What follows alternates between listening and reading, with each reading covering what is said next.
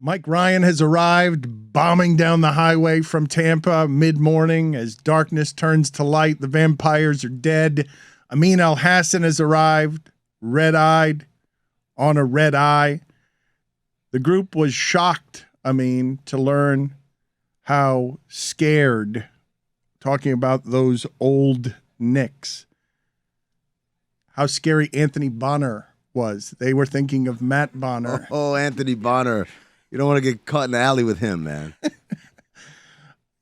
What can you tell us about Kyrie and Durant? The Heat, obviously, I'm not breaking any news here, are in on all things Durant, less so on Kyrie Irving. I'm hearing, that Kyrie Irving could actually, I'm surprised by this, can be had cheap. I know it's inconsistent, irresponsible, and teams value professionalism, but it's my understanding that Kyrie's not even going to cost somebody very much if they try to trade for him. Yeah, it's an interesting situation. We've often talked about when there are guys that have issues, right?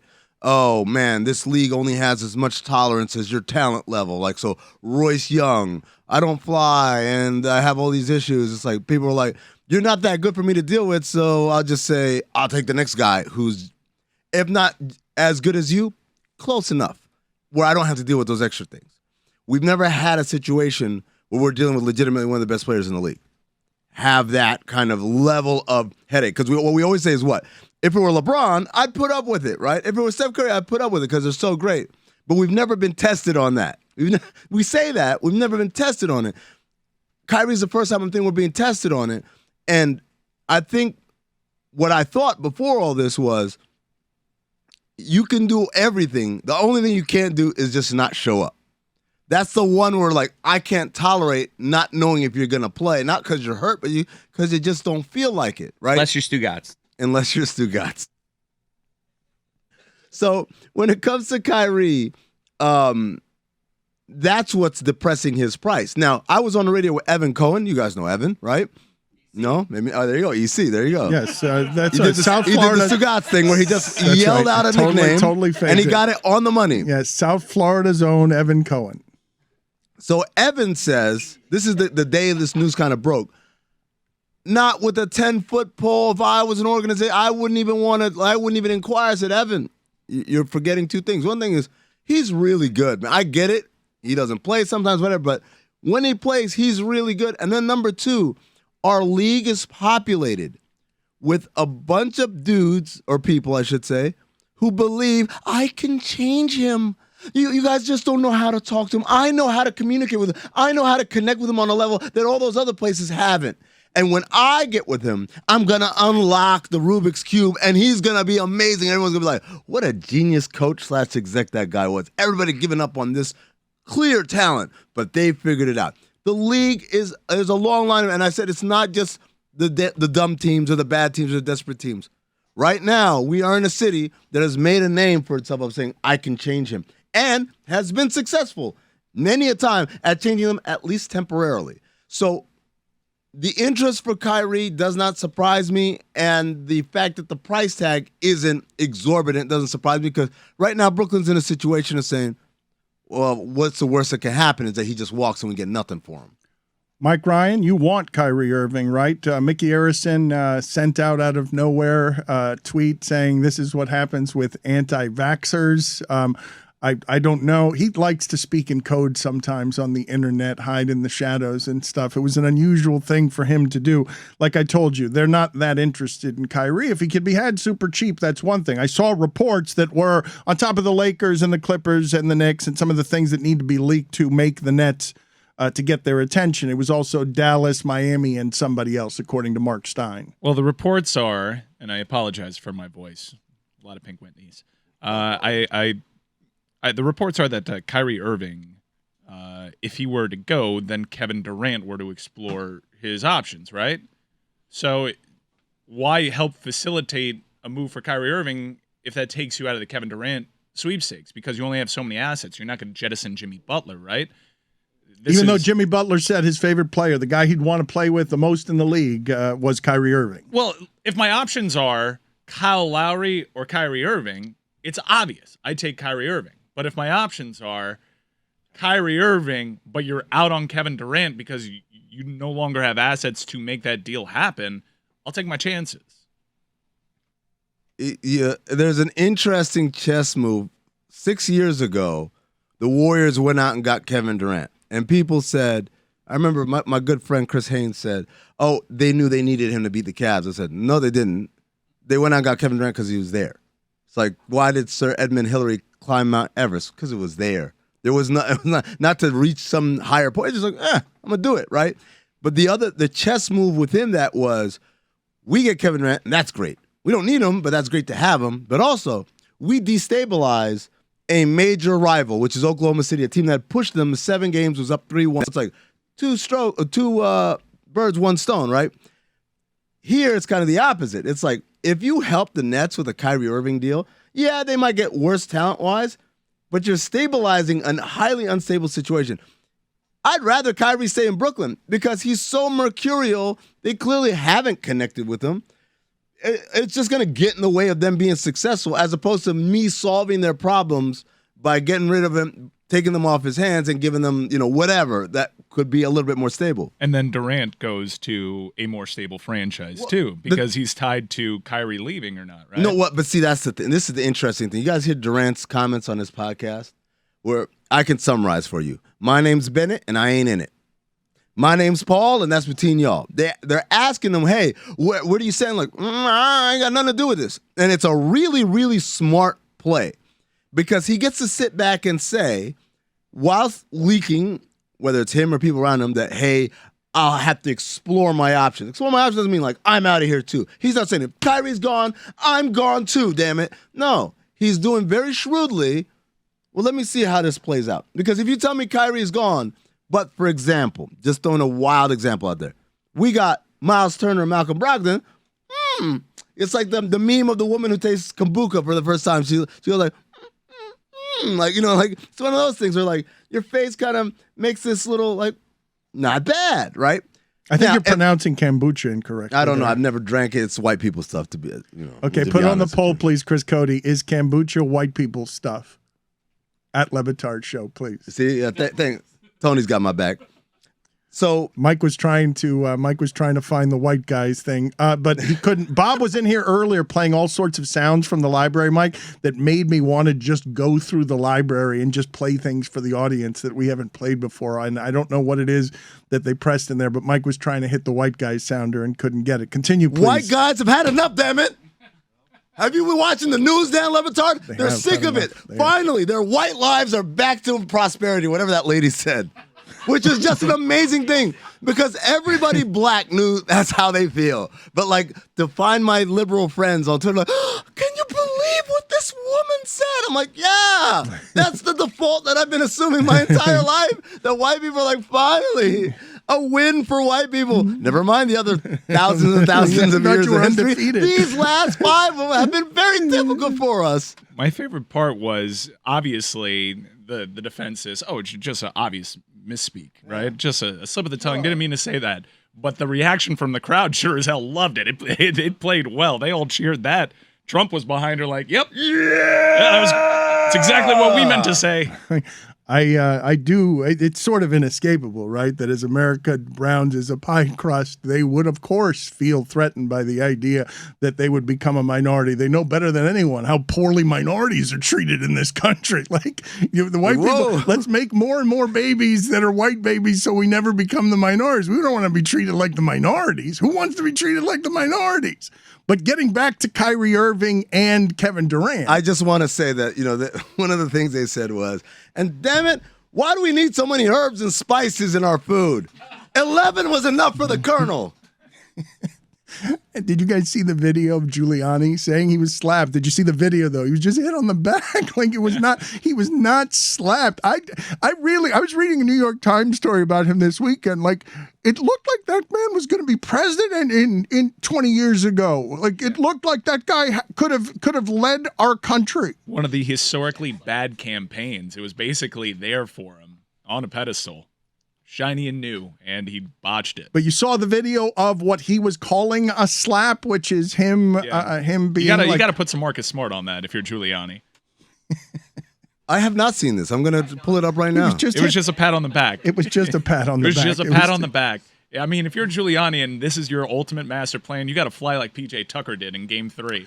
Well, you mentioned PJ Tucker, and Amin mentioned the destabilization of your opponent. The Philadelphia 76ers are trying to destabilize Miami and also get themselves better by giving or offering PJ Tucker about 3 years, $33 million. The Miami Heat are going to counter with what they can, which is 3 years, $27 million. After you do all the Florida tax math on that, PJ Tucker would be taking $1 million less to stay here. I am curious, Amin, what you think of this.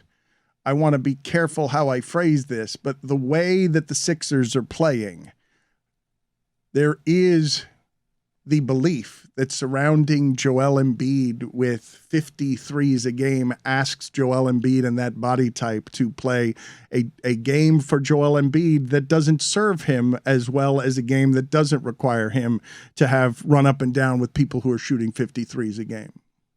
It was like an actual, like, I'm not even called benign. It was friendly. It was like, hey, Rudy, how's it going? This is someone who's ostensibly a fan. Or at least, like, just someone. I'm sure that person said something. I don't think that I'm was. sure that person said something. I think he said he's a jolly good fellow. No. From watching the video. In his defense, he was surrounded by a bunch of people that didn't seem to be happy with him. It was a hearty backslap that it was he not got. hearty. It wasn't much. No heart. No heart in that back. No, but it's Hardy, a WWF blind tag. Marty Jannetty's in right behind the referee's back. It did blind tag. Is such a... It did look like if I didn't give you any context and asked you, is this an aggressive move or is this somebody saying, happy to see you, Rudy, I'm glad that you're here? It was more of a greeting than it was a slap. So if we will, I know this is an audio medium, but for the video crowd, like we're on camera, me and Mike are going to try and coach Rudy Giuliani on how to react if you're trying to sell this as a slap, all right? So here I am supermarket worker Amino Hassan. Hey, it's Rudy Giuliani. Hey, Rudy, how's it going? Oh, no. Oh, wow. He should have Ric Flaired it and take like 4 steps and then fall. Right on his face. Ric Flair, I'm fine. 4 steps, and then he falls right on his face. Mike is on the floor with a coffee. Yeah, I think he might have asked you to legitimately be hurt. I might have put too much heart in that hearty slap. Fiend. Too much heart. Answer my question on the theory that the Sixers are playing the wrong style of basketball for Joel Embiid. The wrong style. I'm going to say no because I don't think the style was defined. They really threw everything together in the middle of a season. And then the thing that happened with that Harden deal was that all your surrounding supporting structures were gone, right? The Seth Currys and like the depth was gone. So if you want to play like that with those two guys, you got to have a ton of shooters out there. And they just didn't have enough. And, it makes sense. Got it. The timing was slightly imperfect. Much like America, that thing was so late that it changed its demographic. It's no longer just white guys. It's got, a quarter or something else in there. This may be blasphemy to a lot of Heat fans. I'm just asking the question because I love PJ Tucker. He's 37 years old. $25+ million. We're talking about $27 million over the course of 3 years into that contract lifespan. He's a 40-year-old man. He doesn't fill up the stat sheet, right? But we all know what he brings to the table. Is that too much? The theory is that it can be stapled.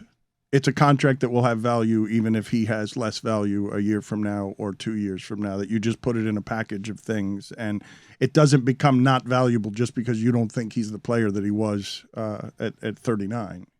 Counterpoint. Is that the best you can do with 25, 26, $27 million?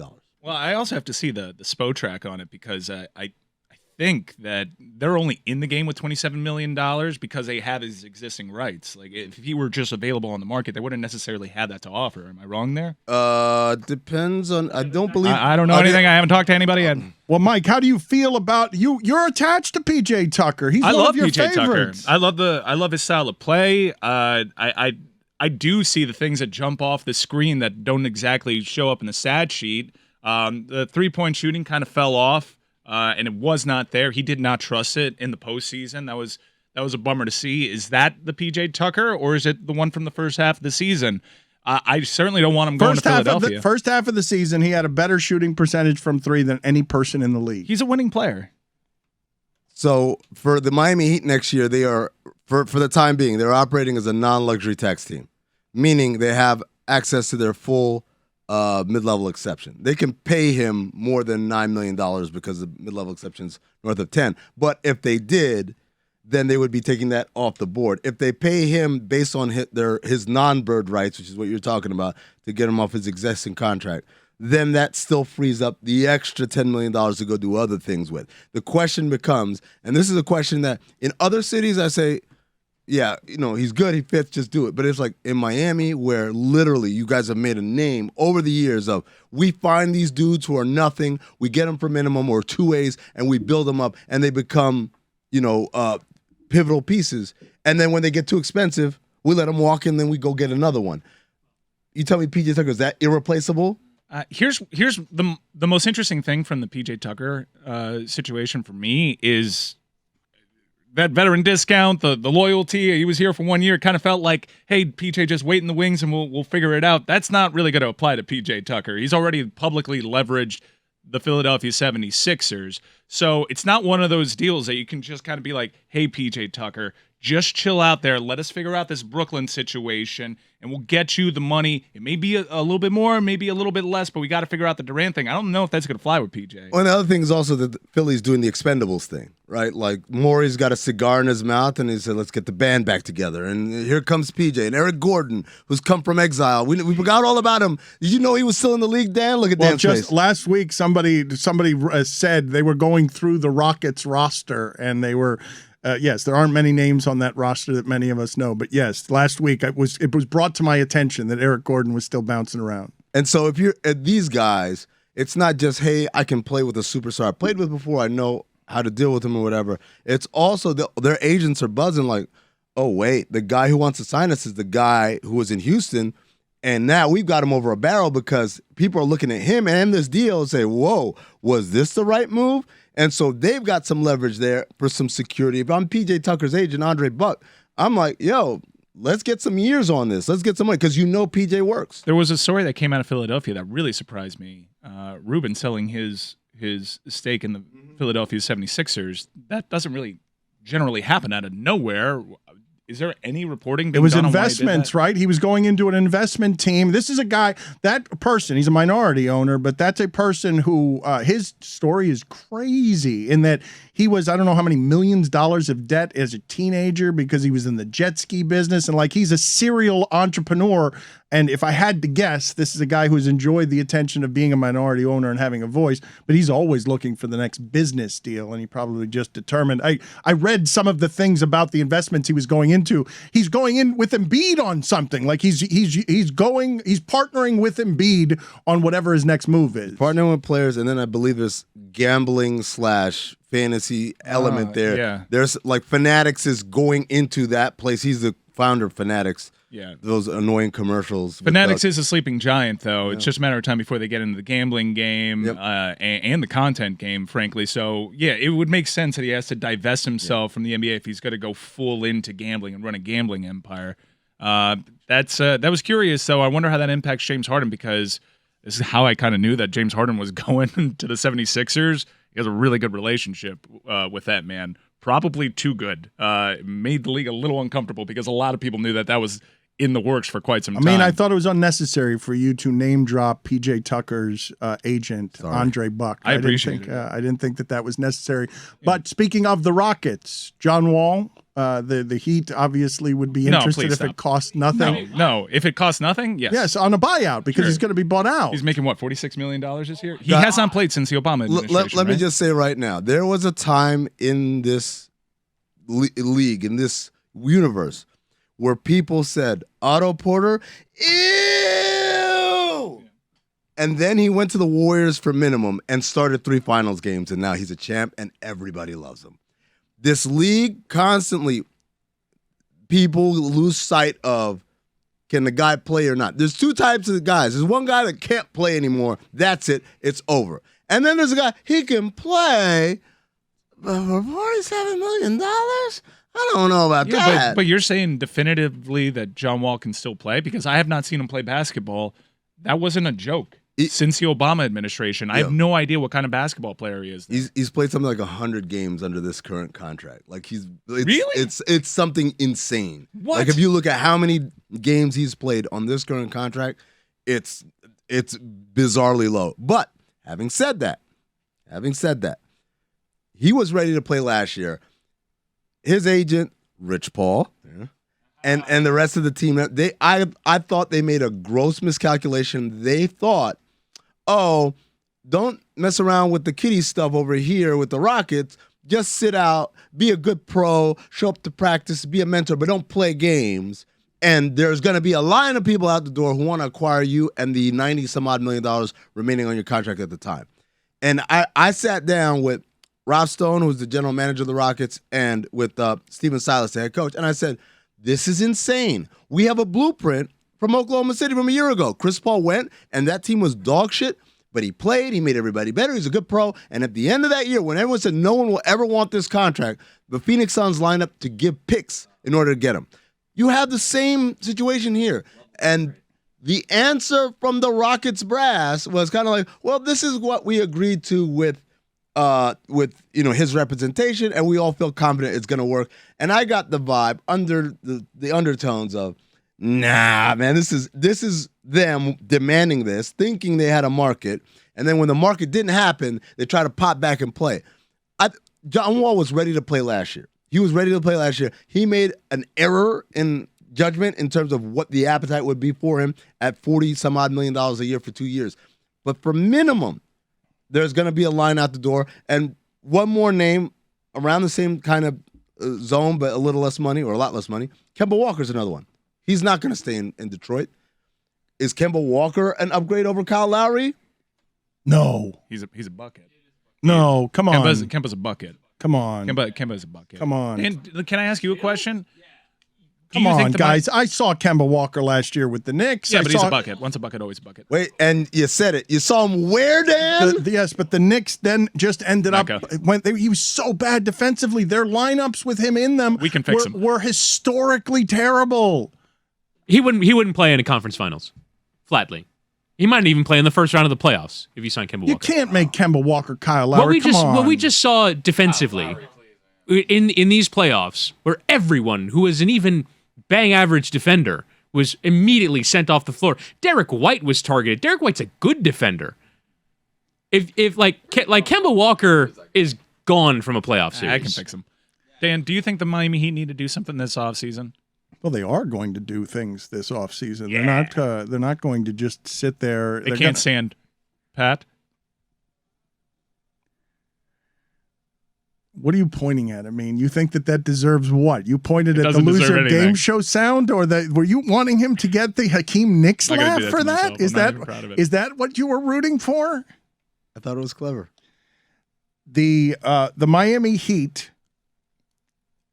are in a position that is very, very close to being good enough that I do not know if Kyle Lowry had been different, how different if he had been healthier, how different any of that would be. But they're in all of these games as these stories get leaked. And I wanted to ask Amin what he makes of the leaks. The teams that I forgot with Kyrie was the Sixers. It's not a coincidence that the teams that are being thrown in here are the teams that would allow Kyrie, in the leaking of the names of the teams, to maximize his pressure on the Nets, the teams that he's choosing. Right. And you mentioned the way Kevin Durant is handling this with what he's leaking, and he will explore his options if Kyrie does indeed leave.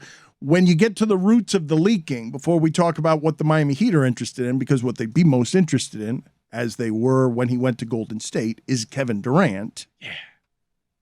By the way, all 29 teams should be having a meeting about what you give up for Durant. Like, if you're New Orleans, you have a meeting where you go, hey, will we give up Zion for Durant? And have a conversation about it. You don't even have it, because Durant's going to say, I'm only going to these many But what teams. I'm saying is, every team has that meeting. And does Durant have a no trade? I assume he does, but they don't actually give those out. No, you have to be with a team for a certain amount of time, and So he they hasn't could- been with the Nets yet. So the New Orleans Pelicans could actually have a meeting because, I mean, Durant would just make their lives miserable because he's generally a miserable person and malcontent. Implied in being that good of a player is you have a no trade, even if contractually you don't have a no trade. Like But- you have the no trade by saying I'm not going, and that's it. You talked about the leaking. I really laughed at Logan Murdoch of The Ringer basically saying that Kevin Durant has felt that the Brooklyn Nets didn't try hard enough to understand Kyrie Irving.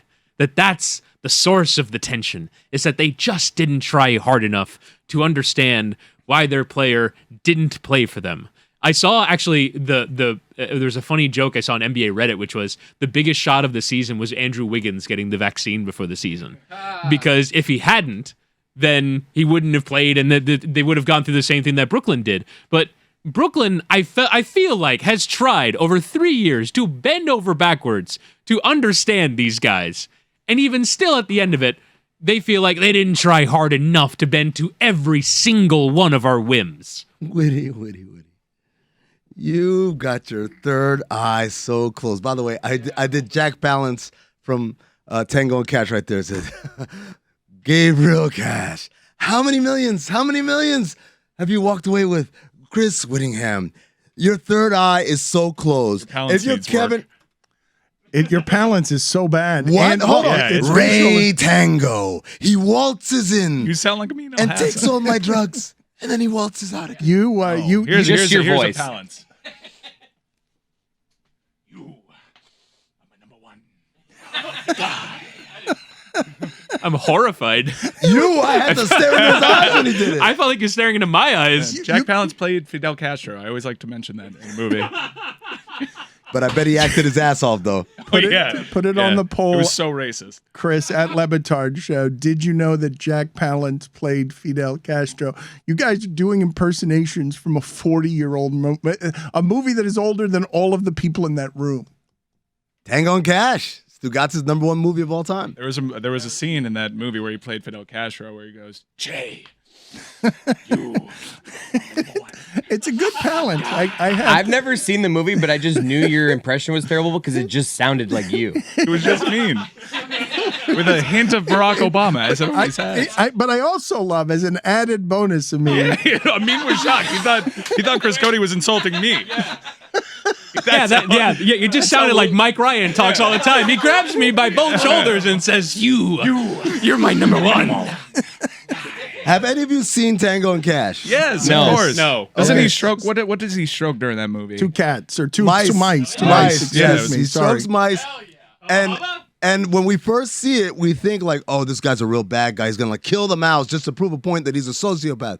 But no, he begins to nuzzle with it. It just Like shows he's a weird Ratatouille. He guy, has yeah. like a bond. It's not scary at all, but we're getting back to how bad the impersonation was and your choice to do it to begin with. Just your choice to take the conversation in that direction. It was so bad. Gabriel Cash. Well, like he did it how in many passing. millions? You did it in passing, and then you're like, wait, I got to tell everyone. Just so you guys know, I just did a thing. You did it. You did it to Chris Whittingham, so that people know. This is what I saw from my vantage point. Amin trying to get into character on what is largely an audio medium started stroking a mouse while he turned to Chris and tried to convey an acting dismay of "you are so foolish." But he did it silently, Patronizing me while doing a terrible impersonation. but then had to come back and explain the Ray joke. Tango. And when he did, I think everyone missed Ray it. Tango. Gabriel Cash. It's a 40-year-old reference. I need Stugotz. Where is it? Whittingham, please look up for me the Tango and Cash description. I want some details on this movie so I can explain to people what Amin just did, the choice he made, and what a bad choice it was to make that choice, given what we were talking about and how much local people want their Miami Heat information. 1989. Oh my God. What a big summer for Jack Palance in 89. Was that City Slickers that came out in 89? No, but Batman 89 came out. Well, wasn't it And that's where he did was it the Three Amigos? Was he No, also? that's City Slickers, and he was like Curly. Yes, and City Slickers 2, The Legend of Curly's Gold, Yeah. where he plays Curly's twin brother. Yeah. Fun Jack Palance note outside of him playing Fidel Castro. My parents took a photo with him on their honeymoon. Do you have that picture? I got to find it. I would love to find that. Is he still with us? Jack Palance? No, he's been dead for about 25 years. Still doing push-ups though. Yeah. In his You grave. said that so enthusiastically. No, He's been dead Mike, for. Marty Schottenheimer died. I'm sorry to break the news to you so callously. That he's been dead for 25 years. He died in 2006. Oh, well, I was wrong. Is it a fine? Maybe? No, No, that's I mean okay. he's dead. It's been a while. It's been That is a long time. Judges, you're Yeah. good. Tango and Cash, by the way, 30% on the tomato meter. What was the point you were trying to make? Well, we'll get to him patronizing me in a moment about the not having my third eye open. Can I play devil's advocate? You say that they've bent over backwards. I think when you look at what went wrong here with Brooklyn, you can obviously look at the players, and that's where the blame falls initially. And I know you're a Steve Nash guy, but that's not a situation that I look at all these variables and I bring in a head coach that doesn't have head coaching experience. I know what they were going for, but it was very clear that Kyrie was very difficult to deal with, and he would be running his own practices after Steve Nash left. Shouldn't have they gone with like a more veteran head coach, someone that commanded a little bit more respect considering the locker room? You tell me what type of personality would have worked best with Kyrie Irving. Describe it for me.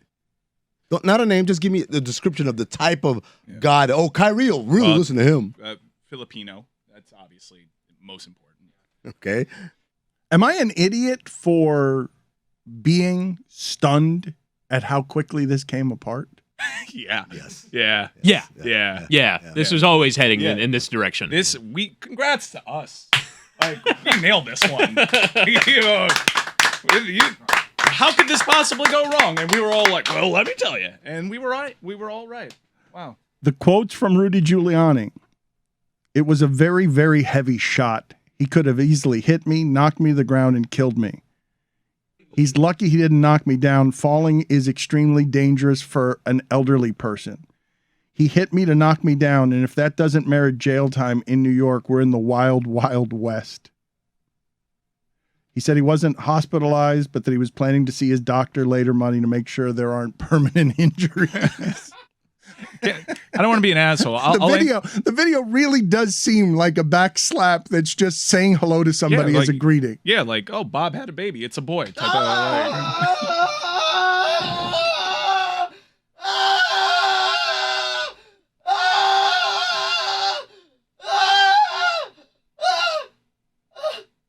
So on Durant, like, that's pretty big. We're going to have our 4th of July, like, totally commandeered by a superstar again. This is great. Remember the Gordon Hayward summer? Ooh, can we get Gordon Hayward too? He's available. Where is he? No, he's in Charlotte, but I've heard he might be available. We can fix him. I wanted to ask you, Mike, because locally there is some pretty outlandish reporting going on around the University of Miami. They got a top star recruit at quarterback, Jaden Rashada. Somebody told ON3, I don't know what ON3 is, that this is John Ruiz paying $9.5 million for a quarterback. That the ON3 is reporting that he turned down $11 million from the University of Florida. And then Warren Sharp is writing that if it were $9.5 million, which it simply cannot be, it would be a bigger salary than Kyler Murray, than Justin Herbert, than Tua. Those guys have signing bonuses as well, but it would be less of an annual salary. And this game, not each of those individually, not together. Also, Trevor Lawrence makes less than that. It's on 3, like the snap count. It's a football thing. Like, That's a fine. Is it a fine? I think so. Okay. On 3. I'm sorry. You guys knew that was on 3? No, I had never heard of on 3 or 0-3. Although I am a former Browns fan, so I have familiarity with it somewhat. The numbers are outlandish. That cannot be right. It's not. I don't know how credible you all think this publication is that you've never heard of is, but no, it's not remotely true. I mean, it's so comical to even have to address it is, I feel like anybody that was circulating that, even asking the question, is this true, is culpable in spreading misinformation. It's not at all remotely true. I am still tickled pink by surrogate Mike Ryan. Yeah. Like he's not in, but he's like in the periphery, and he can speak for. Oh, he's informed. He's He's the Kellyanne Conway of the University of Miami. Well, thank you. I love the idea of we're after the debate and Mike is stood with a big John Ruiz sign, like holding like one of those big flags in the corner. And he's waiting for a media member to come and talk to him, and he'll give the party line on the University of Miami. I want to give some credit to John Ruiz. I think he's handled himself very well over these last few weeks. He crosses his T's. You got to give John Ruiz I don't know credit. what that means as a compliment. What like Dots his eyes. He dots his eyes. Why doesn't he dot his J's? Capitalizes them. Good shout. Yeah. Mine's his P's and Q's. So the number is laughable.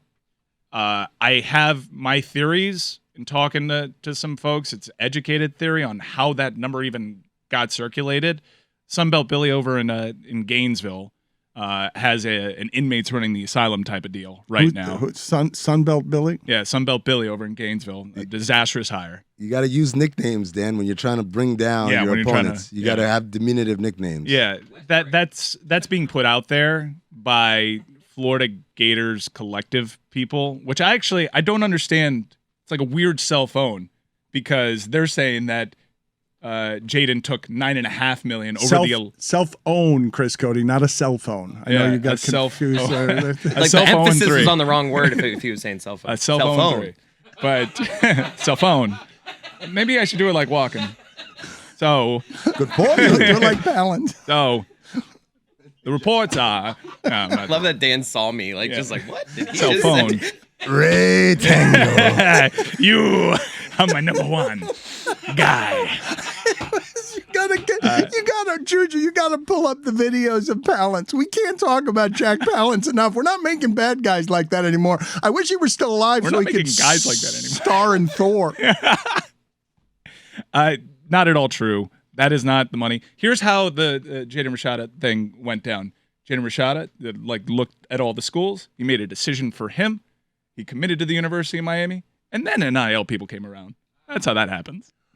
Arch Manning going to Texas, was that a surprise? Because I didn't understand. I thought that was going to be Ole Miss. I thought it was almost a given that I can't even imagine how much Arch Manning would go for if we're just opening this up to bidding, because Arch Manning, the son from the royal family of Mannings, Arch Manning is as good as anybody has come out as a prospect at that position. You started to say the son, and then you realized it was Cooper's son, and you're like, never mind. Well, he's supposed to be a great recruit though, and I didn't know he was going to. I didn't know Texas was among the teams. When I saw Texas, I was like, whoa, that surprises me. Texas is always one of the teams, Dan. In a world where you can just throw money and call it an NIL, why wouldn't Texas be one of the teams? Fair enough.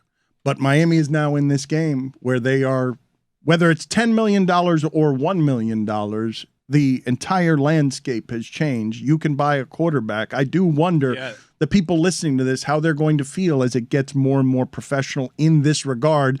And it's this brazen, the idea of a quarterback costs $1 million. We didn't buy a quarterback. We won a battle for a recruit.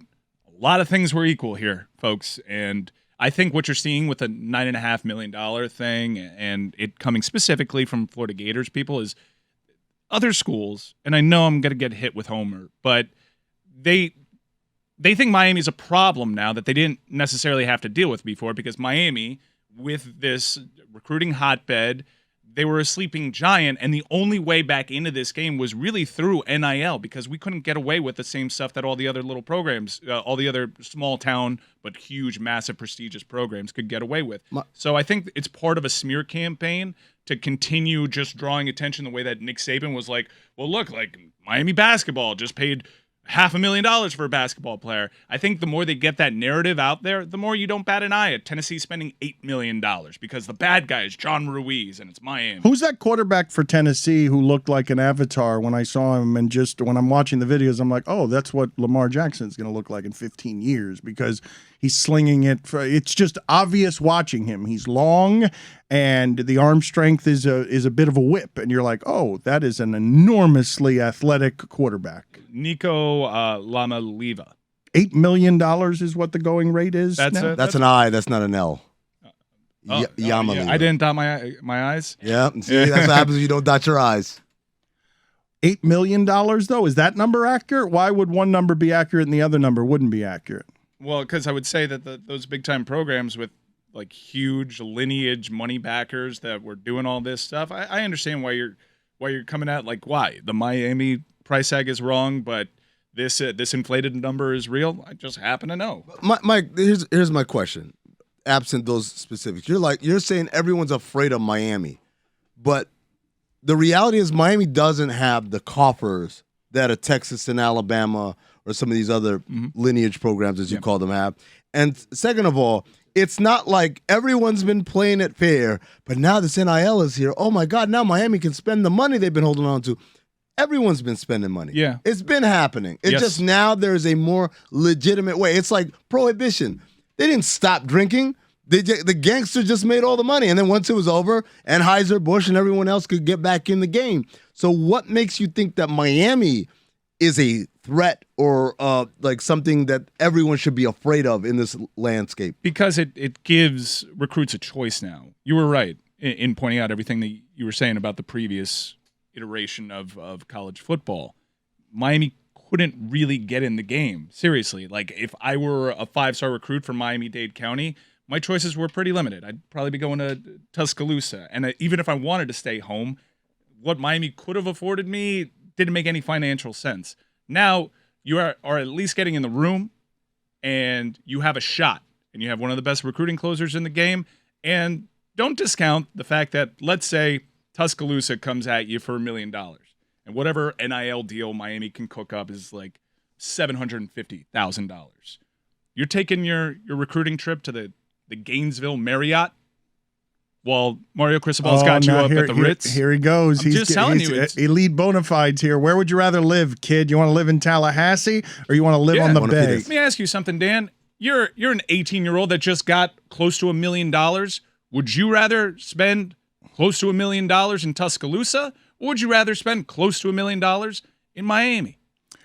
I would rather live in Miami, but I don't think that when you go full homer holding a sign at John Ruiz's back, I don't believe you know how you sound when you hit everybody with a folks.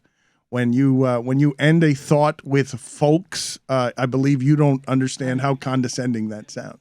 I know how right I'm going to end up being here. Miami's in the game. And the other schools don't want Miami in the game, and they're going to come at USC with the same type of energy.